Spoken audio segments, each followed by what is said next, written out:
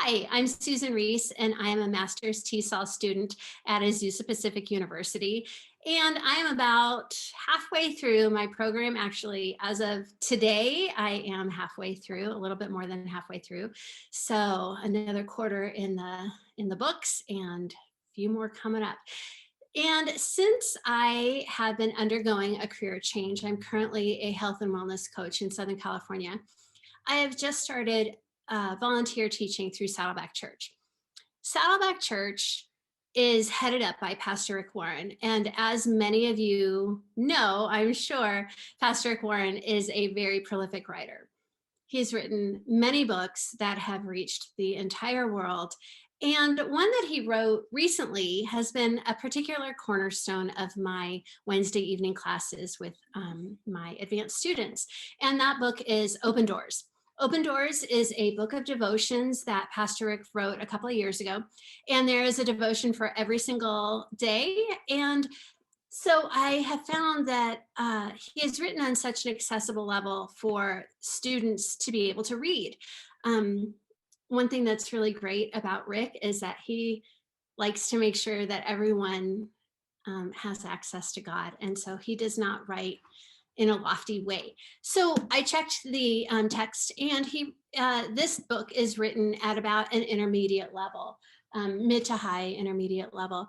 And so totally reasonable for students to read who are in intermediate level and higher.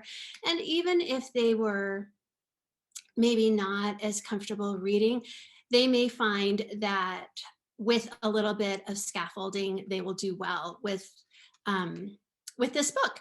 So I go through a few steps before class to get ready. And of course, the first thing I do is pray and ask for God's leading on what the students would be interested in and would be relevant.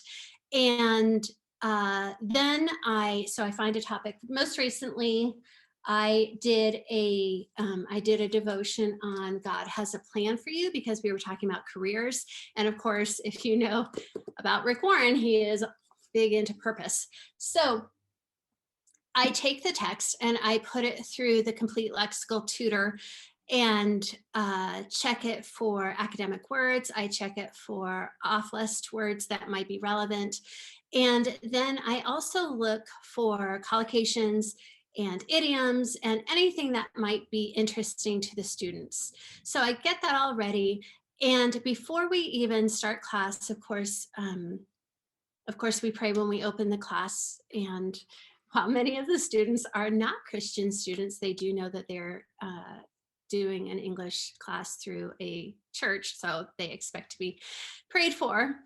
And so once we begin, we spend about 30 minutes on the devotion. The first thing that we do before we start reading the devotion is we talk about some of the vocabulary words, we talk about some of the idioms, and we talk about some of the collocations. And I'm sure everyone has noticed, as I have just started teaching, students love idioms. And especially if you can find those idioms that may cross over different languages. And if you have students who speak different languages, it's fun when one idiom can be translated into so many different languages, because people are people the world around and we have a lot in common. So that begins to open up the conversation. After we have kind of activated schemata by looking at vocabulary, collocations, idioms, and grammar, maybe a little grammar, then we read the devotion. This gives the students the experience of reading a little bit of a Bible, because there's some Bible verses in there.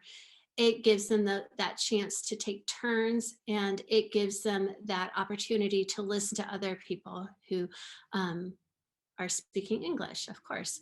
So the speaking and listening is a great experience for them. And then we talk more about the topic of the devotion.